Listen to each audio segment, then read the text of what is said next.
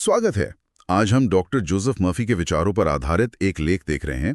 शीर्षक है स्वयं पर विश्वास, सफलता का मार्ग। हाँ बिल्कुल। और इसका जो केंद्रीय विचार है वो बहुत ही सीधा है, लेकिन है बहुत गहरा, कि हमारी सोच ही हमारी दुनिया बनाती है।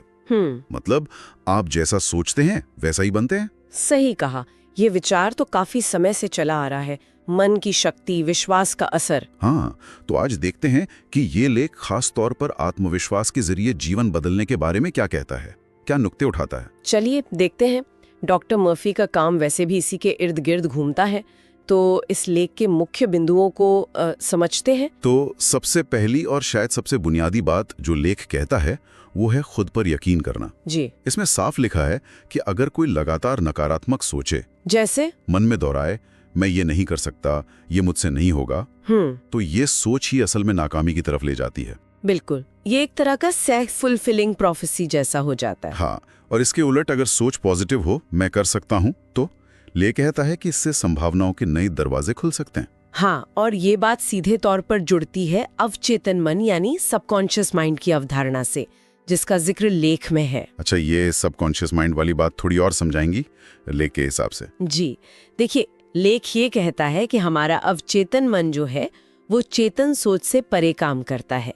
हमारी गहरी मान्यताएं, हमारी आदतें, वो सब वहां से कंट्रोल होती हैं। और इसे सकारात्मक सुझावों से, मतलब पॉजिटिव सजेशन से प्रभावित किया जा सकता है। तो जैसे अगर कोई मन में सफलता की एक साफ तस्वीर बनाए और उस पर यकीन करे। हाँ बिल्कुल, तो लेख के अनुसार उसका अवचेतन मन उस लक्ष्य की तरफ बढ़ने के लिए प्रेरित होता है।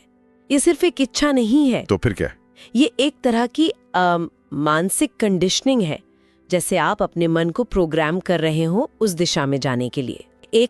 एक मानसिक स्थिति है। तो फिर सवाल उठता है कि इस वहम से, इस डर से बाहर कैसे निकलें? लेख क्या कहता है? लेख का जवाब बहुत सीधा और स्पष्ट है, कर्म करके, एक्शन लेकर। एक्शन? हाँ, एक्शन।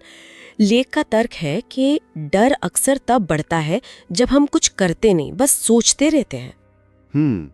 निष्क्रियता में। बिल्कुल, लेकिन जब हम उस चीज का सामना करने के लिए कदम उठाते हैं तो डर की पकड़ अपने आप ढीली पड़ने लगती है। अच्छा, तो कर्म करना उस नेगेटिव थॉट साइकिल को तोड़ देता है। एकदम सही। ये डर को इग्नोर करना नहीं है, बल्कि उसे सक्रिय रूप से चैलेंज करना है, उसका सामना करना है। समझ गया।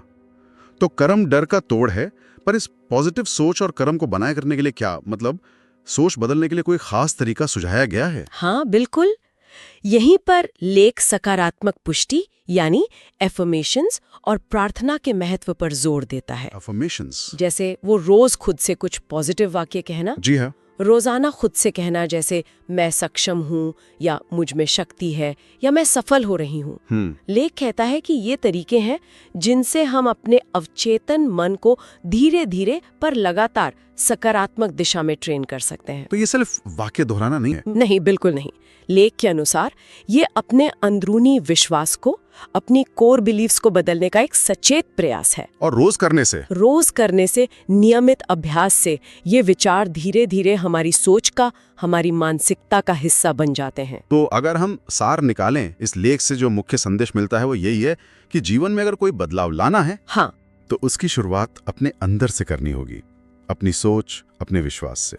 बिल्कुल, ये सिर्फ जानने की बात नहीं, बल्कि खुद पर भरोसा करने की एक प्रेरणा है, एक आह्वान है। सही कहा। ये सिर्फ जानकारी नहीं, बल्कि एक तरह से खुद की ताकत को पहचानने की दावत है, जैसा लेख बताता है। एकदम। और जाते जाते एक विचार हम छोड़ सकते हैं सोचने के लिए। हाँ जरूर। अगर हमारी सोच, जैसा ये लेख दावा करता है, सच में हमारी हकीकत को इतना ज्यादा प्रभावित करती है, तो आज से ऐसी कौन सी छोटी सी मगर लगातार दोहराई जाने वाली सकारात्मक सोच हो सकती है, जिसे अपनाकर कोई भी अपने जीवन की दिशा को धीरे धीरे पर निश्चित रूप से बदल सके। सोचने वाली बात है।